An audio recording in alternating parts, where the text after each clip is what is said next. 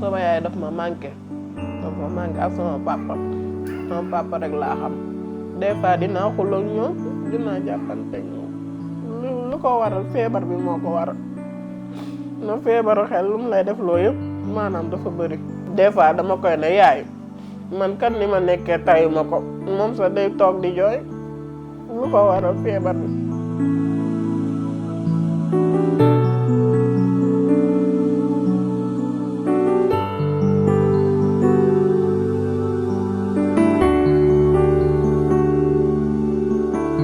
Son nom est Diaga. Tout comme Ndella et Kodou, elle est victime de la société. Ces dames vivent à plus de 80 km de la capitale sénégalaise dans un centre de réinsertion. J'ai fait le déplacement pour aller au contact, comprendre ce que ne disent pas les chiffres. Là où la souffrance a un nom, j'ai rencontré ces femmes, des sœurs qui m'ont ouvert leur cœur et leurs blessures. Elles m'ont confié leur histoire, alors moi, je vous la confie à mon tour.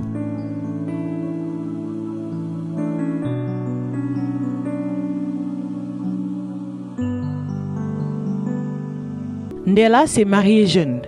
Elle pensait avoir trouvé la paix et la quiétude. Mais la lune de miel va vite se transformer en lune de fiel. Violence, isolement, incompréhension. Un jour, son corps a dit stop. Aujourd'hui, elle est suivie, mais elle porte encore les stigmates de ces moments qu'elle n'est pas prête à oublier de sitôt.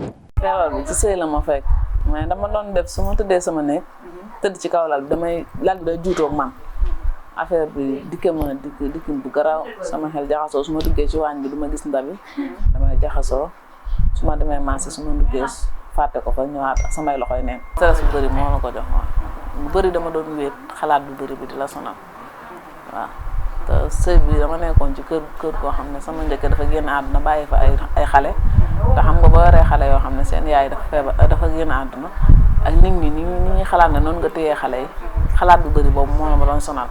Kodou Mbaye avait à peine 20 ans quand sa mère est décédée. Du coup, elle a très tôt joué le rôle de maman pour ses frères et sœurs, son enfance volée par un mariage arrangé et les nombreux défis qui se dressent sur son chemin. Un jour, ce qui devait arriver s'abattent sur elle tel un coup de poudre. ñoo xam ne samay rakk la nag ñoo bokk na rek baay mais sama yaay dafa génn àdduna bàyyi leen fi ñu nekk ay tout tànk xam nga rek ma yor sama njaboot teg ci loolu tamit ci gone gu ndaw day metti ma ne mënu ma ko yor ay xale yi ma yor ñoom daal ñoo ma jaaxal maa ngi yor sama borom kër mais sama borom kër dama bàyyi ay tout tànk. Santé mentale et maladie mentale, deux notions proches sur le plan sémantique mais qui peuvent s'avérer éloignées après diagnostic. Professeur Aboussi, psychiatre, apporte des éclaircissements sur la définition de ces deux termes. Classiquement, dans la société sénégalaise, quand on parle de troubles mentaux, on a l'habitude de les clasher en un tout et de dire dof. Je m'excuse du terme. Alors, nous, quand on parle de troubles mentaux, on n'est pas dans ce cadre de folie seulement. On est dans le cadre d'un ensemble de pathologies que sont le gros chapitre des névroses et le gros chapitre des psychoses. Et les névroses, c'est des gens qui sont malades mais qui sont déjà encore en contact avec la réalité. Ils n'ont pas perdu le contact avec la réalité. Et les psychoses, c'est des gens qui sont malades mais où il y a une rupture de contact avec la réalité. Donc, classiquement, les psychoses, c'est des gens qui ont des hallucinations, qui ont des délires par rapport aux névroses qui peuvent avoir un fonctionnement social plus ou moins adapté. Au moment où les professionnels de la santé se donnent corps et âme pour lutter efficacement contre ce fléau, dans la rue, le relais est pris par des spécialistes d'un genre nouveau. Ils ne portent pas de blouse blanche et n'ont pas fait de longues études de médecine non plus. Ils ont juste une empathie qui aujourd'hui les a conduits dans le monde de la maladie mentale. Ils hébergent, conseillent, assistent et aident à la réinsertion de cette couche vulnérable. Pape Niang est l'un d'eux. ñi tumuranke rawatina ñi am feebaru xel nekk ci mbedd mi ñu abandonné leen ak seeni feebar bokk na ci li nga xam ne moo ma gën a poussé ci liggéey bi ma di ko def. ñi nga xamante ni association taxawu ñu wéri di faj nañ leen ba ñu wér ñu ngi toll ci 32 personnes ba delluwaat ak seen sago dama dem ba jàng seen langage dama dem ba jàng nan lay nekk ak ñoom yooyu yëpp nag ma takk ko dëxiñ ko xam benn signe bu ci nekk ci stress ma xam nan lay communiquer ak nit ñi pour génne ko ci moom. Le stress mal contenu mène à la dépression et finit par la folie, selon les experts. Les difficultés de la vie qui provoquent une angoisse existentielle chez les gens est l'un des facteurs qui justifie cette folie presque généralisée. Et c'est pour cette raison que le docteur Habib Diop, chirurgien de son état, a abandonné momentanément les blocs opératoires et a décidé d'aider les victimes à se reconstruire. En tant que chirurgien, j'ai toujours soigné le corps et Je vis mieux est venu pour soigner l'esprit.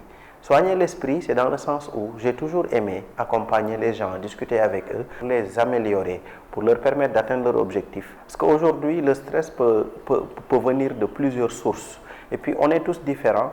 Et les sources, c'est-à-dire les déclencheurs, c'est souvent le travail, les conflits familiaux, c'est souvent les difficultés de la vie et certaines toxicités dans le couple, certains problèmes dans la vie personnelle. Dans une société comme la nôtre, la maladie mentale est souvent attribuée à des causes surnaturelles.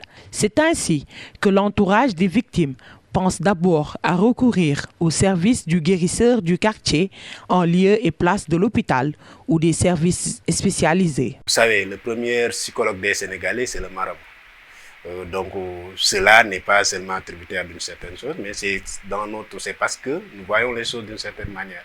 Ici, quand on parle de santé mentale, par exemple, jusqu'à présent, on pense que c'est une malédiction, ou bien c'est parce que un ennemi jaloux nous a jeté un sort. ñaata yoon la malade toog ak man te loolu xanaa dal na sama moromu mara yu bari ñaata yoon la ay malade toog ci man dañoo dem ci docteur ba mu yàgg docteur bi ne leen yow kat li la dal damaa gis est-ce que doo dem seeti Maama Nuy nga gis ne ndaw si day ñëw toog mu ne ah man kat mbuusu ordonnance ni fu ne jaar naa fa waaye daal docteur bi mu mujjee dem dafa ne ma da ngay dem seeti Maama Nuy ndax yow say mbir yaa quelque chose da ngay gis ko dem hôpital def analyse sanguine bi def IRM def rajo def lépp ñu xool analyse yëpp yi ñu war a xool ñu xool ko ci moom négatif mais positif doo ko dégg.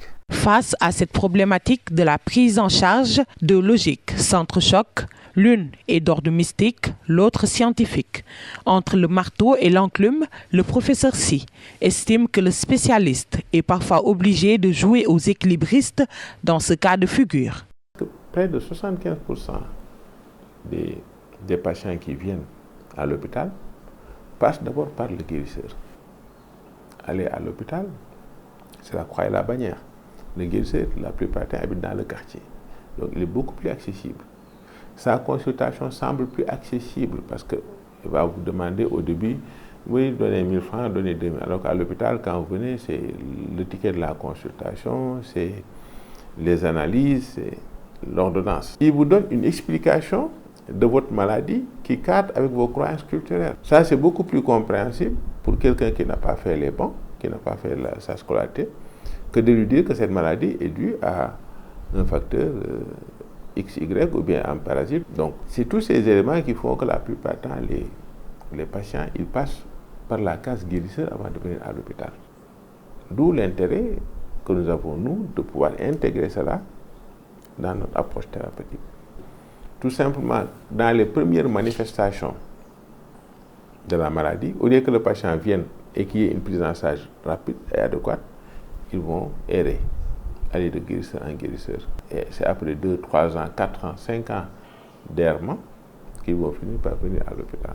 Donc là où vraiment on a perdu 5 ans dans la prise en charge. Ensuite vient le lourd regard que la société pose sur le patient et sa famille. Avoir un proche souffrant de maladie mentale est une tache sombre sur l'image de la famille dans certaines cultures. Mamadou Djingay, sociologue spécialisé en santé mentale, souligne que pour tout malade, la stigmatisation pèse plus lourd et commence bien avant que le diagnostic nous soit posé. Elle n'est pas seulement une question médicale, comme souvent le font nos amis, les psychiatres ou bien les neurologues. Elle prend en compte l'environnement dans lequel en fait, vit la personne. Et cet environnement-là est très important. Que ce soit pour le malade comme pour la famille, est vécu des fois pas facile. Quand nous pensons que c'est une malédiction, quand nous savons que c'est des djinns qui ont causé ça, on a tendance à vraiment rejeter la personne. Et que ce soit pour la famille, c'est une honte d'avoir quelqu'un qui est malade. C'est soi. Il y a vraiment la société qui est là et qui, par son regard, stigmatise, mais aussi, surtout, marginalise, et cela aussi vraiment influencie ou augmente ces pathologies-là, c'est la personne souffrante. Ndella, elle, refuse de s'apitoyer sur son sort. Un jour, dans la rue, Pape Niang, le propriétaire du centre où elle vit, lui a tendu la main. Aujourd'hui, elle veut aider à son tour, une manière pour elle de retourner l'ascenseur. bëgg naa leen jàppale parce que jigéen ñi ku leen jàppale rek lañ bëgg comme ni ma fekkee ci mbedd mi di ma jàppale boo ko fekkee keneen ci mbedd bi jàppale ko tamit ngëneel lay doon wàññi wéet bi jigéen ñi boo nekkee ci néegu sëy muy metti da ngay xal di toog ci nit ñi di partage ak ñoom. En 2020, plus de 86 000 cas de troubles mentaux ont été recensés dans les hôpitaux psychiatriques du pays, un chiffre qui fait froid dans le dos.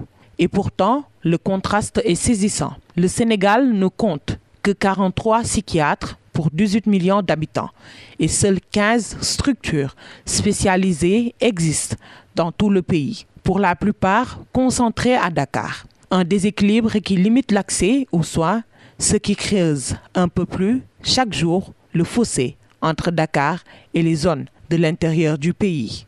La santé mentale est totalement négligée au Sénégal. Totalement. J'ai dit et répété. Les spécialistes manquent gravement et malheureusement ceux qu'on forme s'expatrient parce qu'on ne les retient pas.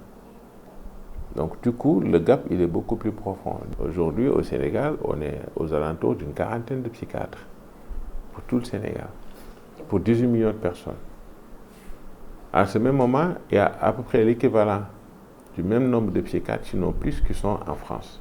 Aujourd'hui, la thématique de la santé mentale ne doit plus être un sujet tabou. C'est une réalité qui est là.